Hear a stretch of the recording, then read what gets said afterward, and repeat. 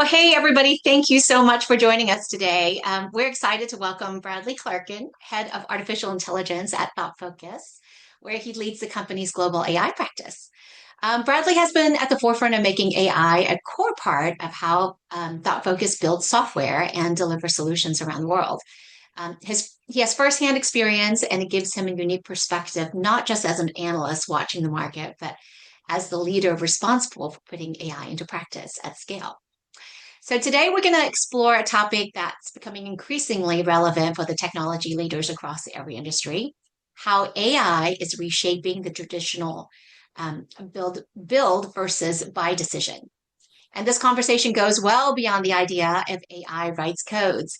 So, Bradley, it's great to have you back. The last time I saw you, as we talked about earlier, was when you spoke at the conference in Boston for TMC. So, we're excited to continue that conversation today. Yeah, Tell happy to us, be here. tell us, everyone has heard the phrase AI writes codes. But you said that's actually the least interesting part. What's really changing the economics of software today, and what's the most interesting piece that we should know about?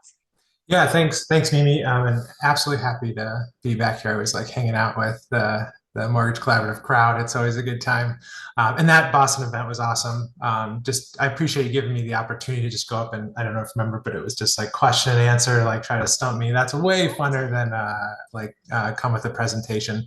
Despite the fact that AI has made creating presentations like relatively easy, I still just do not like, going next on a PowerPoint to this day. So yeah, maybe just before I jump into, because when you guys asked, hey, can you come talk about build versus buy software? It was like one of my favorite topics. And so maybe just a little bit more just for folks maybe weren't at Boston or don't know me very well, kind of why should you, listen to me? I think there's a lot of people out there who are talking about all things AI right now. So there's a little more kind of scope and scale of ThoughtFocus. So we're a 20 some odd year old company. We've got thousands of software developers who service a lot of different financial industry companies, right? And we might do that with operations or with our engineering staff, right? So I've got thousands of engineers who might go build products for companies or support some of the software that you guys probably use today. Or I have thousands of folks who will do operations, right? Everything from, flood, tax, and kind of anything you would throw offshore, right? And we have a ton of software that runs that as well, right? So I have this kind of intersection of software and operations and kind of transformation and everything in between. I also have to figure out, as a company, we are labor by trade, right? So my job as a company is to basically provide you labor that you can't get elsewhere. And we're in direct competition with AI, right? AI is labor to a certain extent. And there are many other uses for it outside of labor. So we've also been forced to figure that out. And some of the absolute first conversations we not only had internally, but with all of our customers was, how does this change, the build versus buy equation? And I think that what we hear, so what I want to cover today is kind of like we talked about, and just like there's a level below it that I think I really encourage a lot of leaders of any space. It doesn't have to be the CIO, it doesn't have to be the tech person. I think all of us have access to AI in some form these days and can kind of understand, how impactful it is.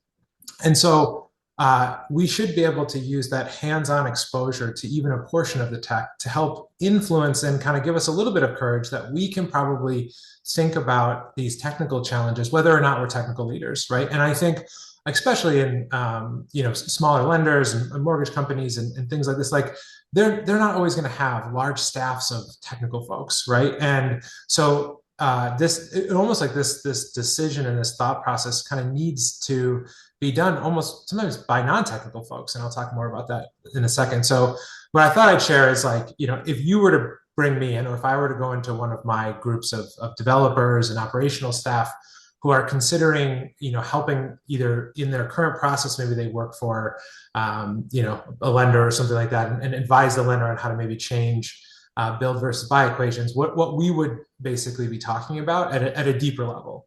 So I'm going to go through those, and then I thought we'd open up for questions, and I'm sure folks might want to feedback. So I don't have any visual guides today, but I think the core concept, especially I know we're recording this. And so, you can take the context and pump it into AI, and AI will give you a wonderful visual of all this stuff if I'm sure you want. So the first thing that I usually cover off on is that, I think you need to dismiss the surface level analysis of build versus buy is shifted to everything is now build, right? And I think that that's where when you pick up a coding tool from one of these AI providers and or you go to one of these things, like if anyone's done like a Lovable, it's a application where you can put in a prompt and it will build working software for you, right there, host it.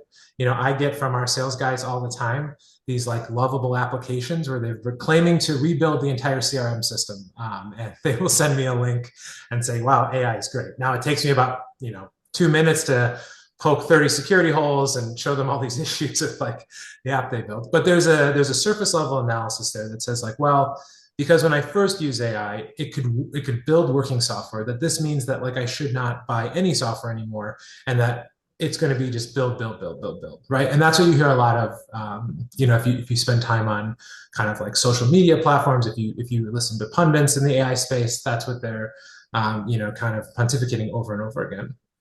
I think that again is surface level. And what you should really take away, first of all, when you see that is, okay, let me think about my existing enterprise system, right? And like how my world of technology works. And if I have this new thing, what does that shift about all the equations? Well, what it does do is take what was a scarcity, and scarcity in this context is software engineers, right? Engineers of any kind, right? And the thing they do is write code that works and functions. And you're taking that was a scarcity. I mean, when I first got into the industry, you could go to California and get a job at Google and at least an hour a day get like a massage. That was included, right? Like that's how scarce good software engineering was, is they were willing to basically do anything to get folks who could write effective software that could scale.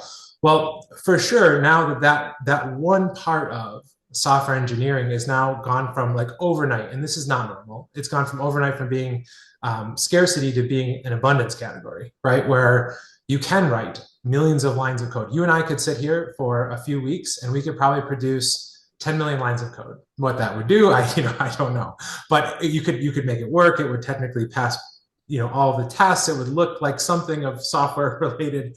And again, you'd ask, okay, well, now what do I do with it, right? Well, that's really the point. And this is the first surface level thing we need to get by, is to say, okay, if I were to look at what it takes to build software, there are tons of steps, and writing code, testing code, deploying code, et cetera, is a big portion of it, but it's not all of it, right? And so we've shrunken a part of the process and turned something that was scarcity, into a non-scarcity, into an abundance category. And with that comes, changes across the system, but it's not black and white.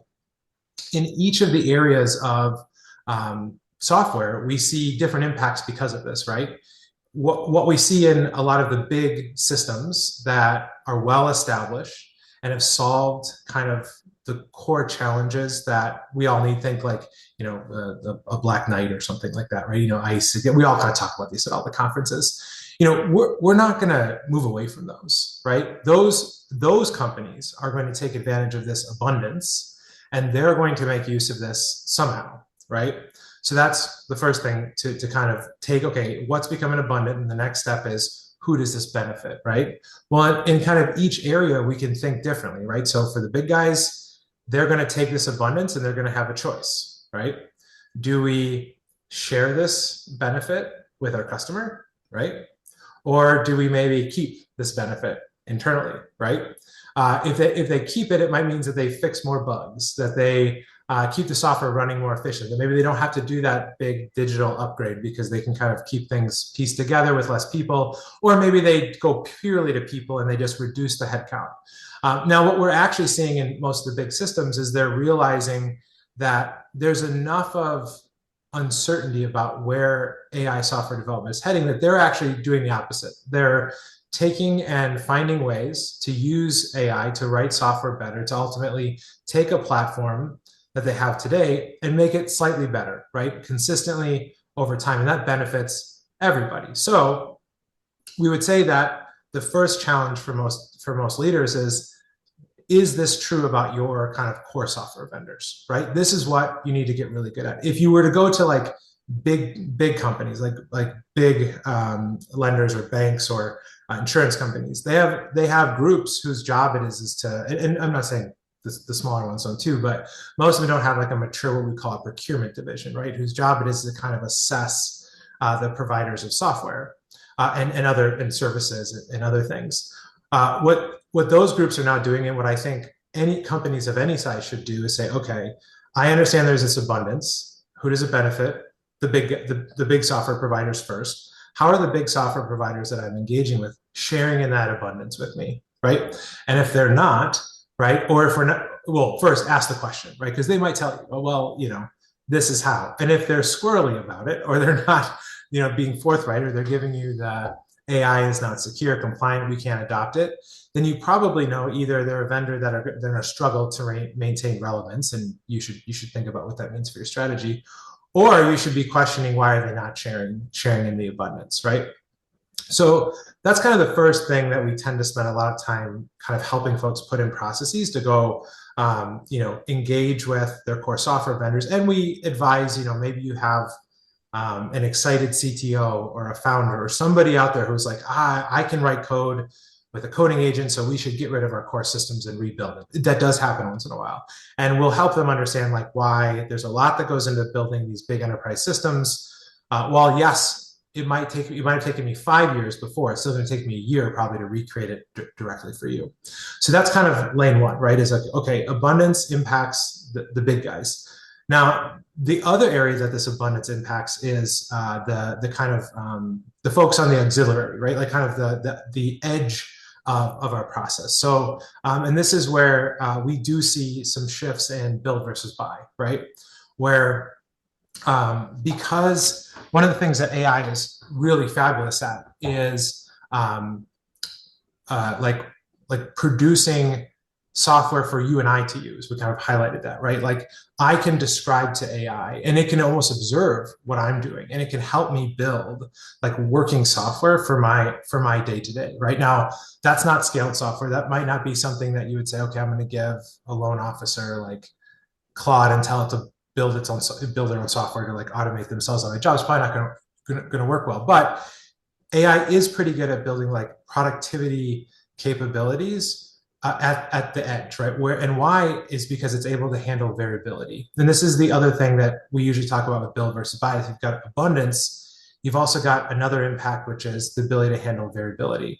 So on the edge of most software and technology kind of ecosystems sits a lot of vendors who have been trying to kind of solve what we would call the last mile, right? So if core systems have been solving, how do we create basically software for the masses that solves a big portion of what they need to do and deliver it at scale, integrated with all these other systems, and kind of solve a major portion on our kind of one-off vendors are trying to say like, okay, there are distinct processes in different work streams where we can have point solutions, right? And this is where software as a service vendors in our space have been constantly showing up, and automation vendors, right? Think a UiPath or a Blue Prism, or insert whatever brand of workflow automation tool or OCR tool or portal, or you can kind of, the list is pretty long of tools. In that space, what's happening is that all of their assumptions about how they build software and solve for the last mile is based on kind of two distinct things. One is that they actually will never be able to fully solve the last mile. That the integration work and the variability of human process is such that the complexity to build traditional software that would solve it, that would account for, a borrower or a customer uploading like, the wrong form is like the universal challenge, right? In the mortgage industry, or the wrong document, that document is missing the third page of a 20-page document. Like that type of software at scale in the old way of building things without AI would have been next to impossible to build, right? Or it wouldn't have been next to, it would have been very expensive to build, not impossible, expensive, right? And so most of our point solution vendors are saying like, okay, we're going to build our whole business model off of building a common set of functionality, right? That everybody needs. And we're going to solve maybe 60% of it. Now, our marketing might say we solve 100% of it, but for us to scale and for us to hit the kind of breadth of customers we need to justify the heavy engineering costs it took to solve this, we're going to have to advertise, big benefit and then kind of land somewhere in the middle. Well, this is where AI is really having the most impact. That was all based on scarcity, right? I could not build enough software fast enough that could handle variability, and I didn't have a function that could handle variability. Well, AI changes both those things. It gives us abundance in engineering capacity, and AI, the large language models, are very good at saying like, okay, this document says that it should have 20 pages. I count 19. I fundamentally know what that pattern means. We're missing a page. I can call a bit of software that sends a note that says we're missing a page, right? To build that historically would have been 6 months to a year of engineering time. A team of mine now can build something like that in maybe a week, right? And so when we combine the variability that AI allows us to handle and the abundancy of software engineering, we really start to see the huge impact on the SaaS marketplace and the edge, right? And so that's the second thing it's kind of the second and third, variability and the SaaS impact, is that we're helping a lot of these customers understand that bargain that you basically made with SaaS vendors, which was like, hey, you're easy to consume. I know that we're never going to like fully get to euphoria, right? With our solution, but it's good enough, and and my competitors are going to be in the same boat. And your trade-off is basically that you get to make money on scale, right? Now that's all gone, right? And so we tend to say like, okay, that's where we're seeing the biggest shift, is to say, we're going to take our core systems and we're going to look to the hard areas where OCR and RPA and document ingestion and customer interaction and all these areas where variability exists that AI is good at. And we're going to look to use the abundance we have with software engineering capacity, and we're going to invest and build there, right? And then the last thing you start to realize is that, oh, no matter what, like, if I don't do this, other companies of larger size will, and this is where we hear a lot of like, if you don't do it, you're lost.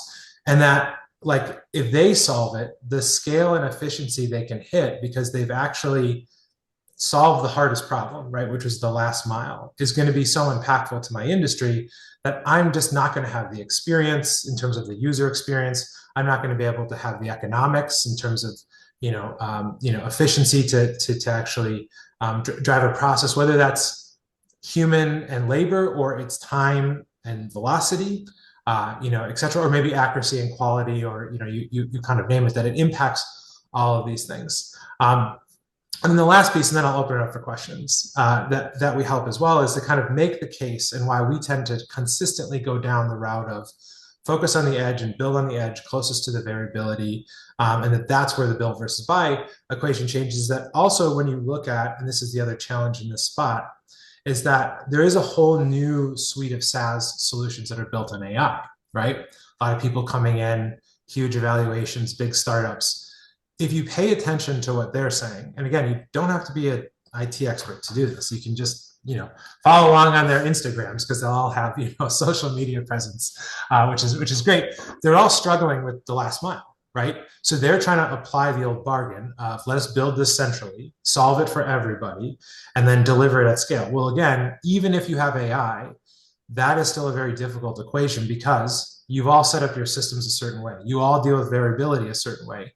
You all have humans that need to interact with other humans, right? And so all of that variability and complexity and long-lived companies introduces a last mile integration challenge.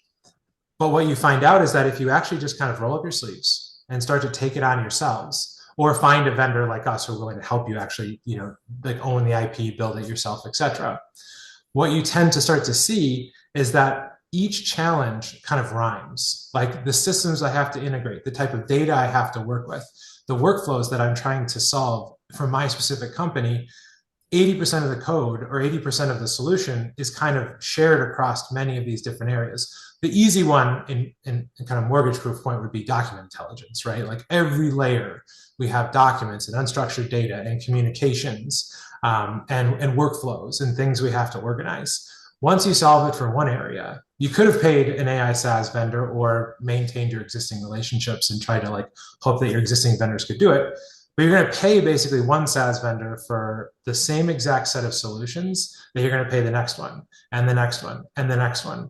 And had you kind of rolled up your sleeves and realized that this is where the build versus buy is really being challenged, you'll see that like I build the first one and that maybe took me 3 or 4 months, right, to really get a good use case up and operational, like maybe like on pre-qualification or something like that, right? Where I'm starting to do like advisory on pre-qualification and initial doc ingestion. Oh, you move to another area of your process, and oh, I needed that unstructured data module. I needed to be able to work with documents. Oh, that the way that AI communicates and emails out and can send communication. Oh, I needed that module, right? And you start to just pattern these things. And by the time you're done, you've got, maybe 10 to 15 workflows fully automated under a software stack that you used AI to build. And you did it all with like 1 to 2 engineers, and maybe it took you a year of work. But now you've hit the euphoria, and it's costing you 100, $200 a month to run the majority of your external business, right? That's where we're really seeing the big impact, right? At the end of the day. I know that might have taken labor investment of, let's say, 100 grand, but like invest 100 grand to automate most of that. I think that's a much different equation than buying 5 different SaaSes, if that makes sense. So to kind of recap, right? And I'll send out maybe some content after the fact, but scarcity to abundance was a big shift that happened overnight, and we're all kind of like trying to react to that. Where it's not really impacting, and we shouldn't look to unless you're a mega shop, is replacing our core systems, and instead target those folks, get them to share with you how they're sharing abundance, right, with you, and then really understand that the SaaS bargain is completely different now, right? And that most of the vendors in the SaaS delivery model are going to struggle in this area, because the benefit of AI that all of us want is its ability to take on that last mile integration. And that if you kind of roll up your sleeves, scrutinize the edges of your systems where you need to handle that variability and just start building it, by the time a year passes, you'll have massive amounts of advantages over anyone that hasn't done this. Okay, I'm going to stop there. I know that was a lot. Go ahead, Mimi. Sorry. No, that was good information. Thank you, Bradley. I think a lot of companies are out there. They know AI is changing quickly. I mean, for the small to mid-sized companies, is does that make sense for them to do this as well, to build instead of buy? And is the cost becoming more affordable? As they Yeah. because AI is changing so quickly. Yeah, 1,000%. It's almost, they have an advantage right now, right? Because many of the big shops are focused on how do we get out of these big expensive core system contracts, right? They're actually not that focused on like the edge. They might be like releasing some things and getting some excitement, but like the complexities of really big companies rolling up their sleeves in that last mile, the bureaucracy, the resistance to change, the communication barriers, just so many things in the way of kind of reaching this kind of euphoric state of AI is helping on the majority of my edges, that I would actually say it's the exact opposite, that it's you are as smaller companies, you're almost purpose built to be able to do this, right? Hire one software engineer. I mean, there's tons of them available right now, or get one for me, right? Give that individual like plant them with the folks at the edge of your processes and have them start to build, and you're going to see some pretty magical results. Where if I said that to like a mega insurance company, they're going to look at me like I'm nuts. Like, what are you talking about? Like, I need a team of 200 people to just handle one automation process. So no, I think it's the exact opposite. I think that small companies, where even our company, like in the grand scheme of services companies, we're not that big, right? I mean, think like one of our competitors has 500,000 employees, right? 500,000. We have 3,000, right? Like it's not even, it's night and day. But for us, that's an advantage, right? Because our CEO, his number one priority outside of dumbest revenue targets is make AI pervasive, right? And How we're doing that is with these last mile builds, these last mile integrations. It's not about replacing NetSuite or Salesforce or whatever core systems we have. It is about taking AI out to the edge and building the kind of workflows that only we could build because those are our processes. Now they look very similar to other people's processes, but there's just enough variability where if I consume it as a SaaS, I either have to change all my processes to match the way the SaaS works, and that never goes well, or I just say, you know what, I'll take 40% efficiency and I'll move on. So no, I think it's a perfect situation for small companies and medium. What about for people who have heard a lot about AI, don't know quite where to start? Can you give us some tips? What is the biggest misconception or biggest mistake that people have used that maybe they should avoid? Yeah, I think, well, so if you've never used it before, let me answer that first, and then common mistakes, I'll talk about that too. So if you've not used AI before, I mean, I think first and foremost, just sign up for Claude or ChatGPT. I mean, again, if you feel comfortable with the privacy, you have to make right with, whoever you have to make right with on, like, if you want to use AI and, service up I think you should pay for it, because then in general, you're not as, you don't share as much information with them, so you can kind of keep some of your personal. But again, that's more personal. So make sure you're comfortable with the security and privacy, et cetera, as an individual. And just like literally just start, feeding it some data and asking for analysis is a great way to get started. I think a great way to get started kind of on the art of the possible software is to use something like a Lovable or something like that. There's Replit. There's a few of these really easy, kind of easy bake oven like AI software development tools, and I think that those are fabulous for folks who just kind of start to build small productivity capabilities for themselves, and that'll get you started, right? Again, if you've never used it, you're going to have a little bit before you're probably confident and say, like, I'm going to change um, my whole company's technical strategy to build on the edge. But so let's say you have done it. Let's say you've gone down that path. So what are some of the common mistakes? I think first, anyone that's like touting this, like, AI is insecure and your data is going everywhere and like there's all this concern. It's like, okay, if you just listen to what I just said, 95% of your process looks just like the other guy. It's the last 5% that is difficult to automate. It doesn't mean the last 5% is always like the absolute secret sauce of your company. And the likelihood that somebody somewhere else has the same 5% is quite high, right? So I think, like, first, and then on top of that, every enterprise agreement, like if you push and you just set up an enterprise agreement with one of these AI labs, they have zero data retention. They have all the agreements. It's no different than cloud. You can even consume it through your cloud providers who are guaranteeing that your data is yours, that it is not being used for model training.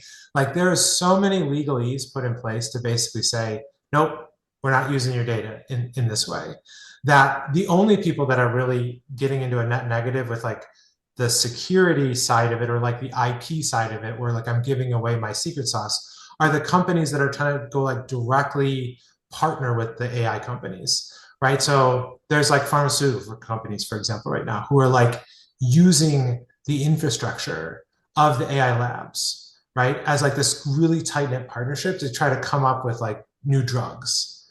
Some of them are protected under certain agreements, some of them are not, right? And it is totally possible that we could see some of the AI labs suddenly become pharmaceutical companies because of that tight, partnership.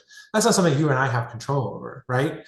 But as an individual company, you're not setting up those kind of agreements. You're signing zero data retention agreements. You're signing, data like sovereignty agreements. Like, these are all this is my data, and it's going to stay inside of my account, and you can't use it. So I think that's the first mistake I see a lot of folks make, is give in to the noise about your data is not secure by using AI. That's actually the opposite. If you don't enable enterprise AI solutions, your people will just go and sign up for their own ChatGPT, upload the stuff to it, and then that's when it gets insecure, because they're doing the free plan, or they're not understanding, they haven't signed the zero data retention policy. So that's the big kind of two-sided coin that I see people make mistakes on either side, right?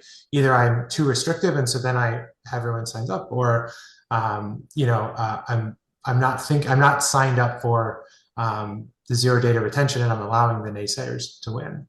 The other part of it is like we kind of talked about initially, underestimating everything that goes into building software, right? So what I'm not saying is that you as the CEO should take Claude Code and rebuild an incomplete edge system by yourself. I think your time is spent much better leading your company. You could do it. You actually could do it.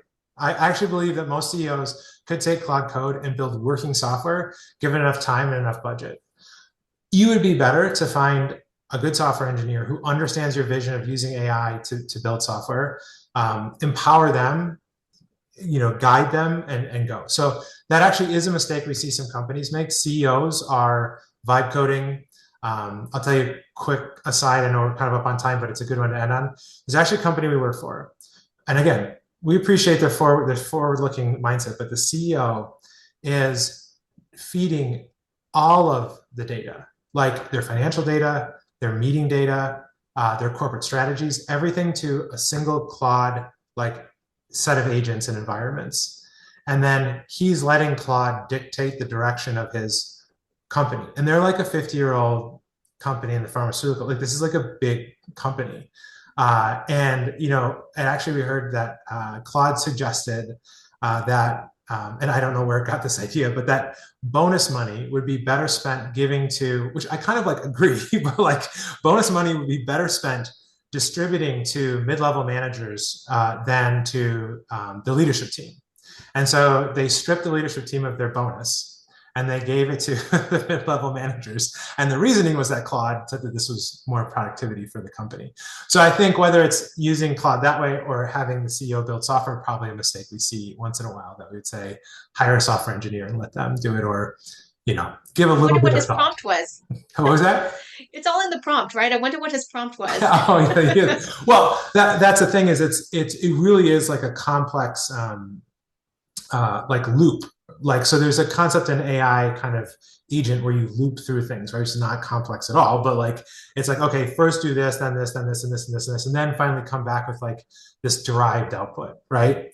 And so yeah, he has a whole series of like look at the financials, do this, feed this to there, and he's a scientist by trade, and we try to tell him like that's not what the models are doing. They're just pattern matching. And for whatever reason, they got to the pattern where mid-level managers getting bonuses are a good thing. And so somehow they've tied that with, and although in all counter, like the company isn't doing bad. So maybe it did work. I don't know. But I'm not doing it. I'm not, giving my executive decisioning to AI quite yet. But Gotcha.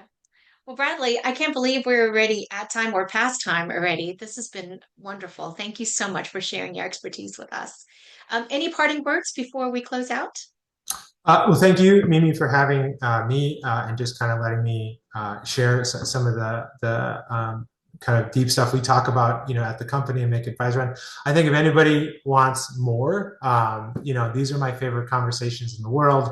I'm available to anyone in TMC to just talk further about these things. Happy to rationalize any build versus buy. And I think just kind of having the courage to think about and thoughtfully go a level deeper is what I'm trying to encourage folks to do. Thank you. And if anybody have any questions, please feel free to reach out to me. I'm happy to make the connection between us and Thought Focus for you. Thank you for joining us today. And we'll be sharing a copy of this recording with everyone after the session. Hope you guys have a great afternoon. Thanks. Bye, Bradley. Bye bye.